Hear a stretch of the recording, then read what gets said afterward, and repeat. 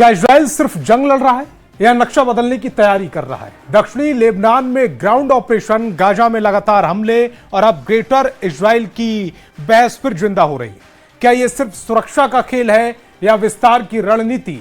चलिए समझते हैं, ग्रेटर इजराइल प्लान हकीकत है या सिर्फ एक खतरनाक थ्योरी।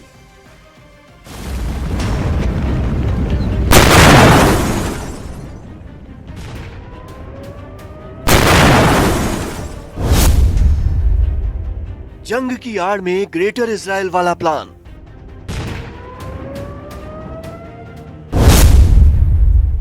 पर्दे के पीछे इजराइल का नक्शा बदलने का खेल।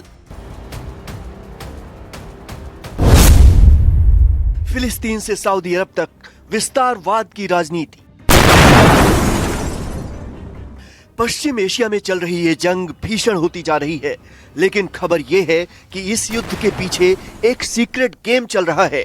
इस सीक्रेट गेम का नायक कोई और नहीं बल्कि इजराइल है, जहां एक तरफ वो गाजा में हमास के खिलाफ और लेबनान में हिजबुल्लाह पर हमले कर रहा है, तो वहीं दूसरी तरफ उसकी सैन्य रणनीति अब सीमाओं से बाहर जाती दिख रही है।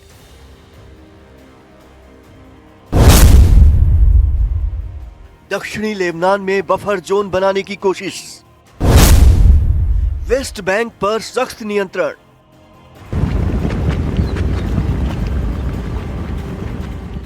यह सिर्फ सुरक्षा कदम है या किसी बड़े विस्तारवादी एजेंडे का हिस्सा? यही सवाल ग्रेटर इजराइल की बहस को हवा दे रहा है, क्योंकि अगर जंग की आड़ में सीमाएं बदलने की कोशिश हो रही है तो यह सिर्फ एक युद्ध नहीं, पूरे पश्चिम एशिया के भूगोल को बदलने की तैयारी हो सकती है। क्योंकि ग्रेटर इजराइल की जड़ें सिर्फ राजनीति में नहीं बल्कि धार्मिक मान्यताओं में भी गहराई से जुड़ी हुई हैं। हिब्रू बाइबल की किताब जेनेसिस में एक ऐसा वादा बताया गया है जिसमें ईश्वर ने अब्राहम के वंशजों को एक विशाल भूमि देने की बात कही थी। मिस्र की नदी से लेकर यूफ्रेटस नदी तक, यानी एक ऐसा इलाका जो आज के Egypt, Israel, Jordan, Lebanon, Syria और इराक के हिस्सों तक फैला माना जाता है। कुछ कट्टरपंथी समूह इसी धार्मिक वादे को आज की राजनीतिक हकीकत में बदलने की बात करते हैं, लेकिन आधुनिक दुनिया में ये विचार बेहद विवादित और खतरनाक माना जाता है, क्योंकि अगर इसे लागू करने की कोशिश हुई तो ये सिर्फ जंग नहीं, पूरे क्षेत्र में स्थायी टकराव की वजह बन सकता है। दरअसल ग्रेटर इजराइल का विचार भले ही धार्मिक ग्रंथों से जुड़ा हो, लेकिन आधुनिक दौर में इसे सबसे पहले थियोडर हर्जल ने राजनीतिक रूप से उठाया था। हर्जल को आधुनिक जायोनिज्म का जनक माना जाता है, जिन्होंने यहूदियों के लिए एक स्वतंत्र राष्ट्र की अवधारणा दी।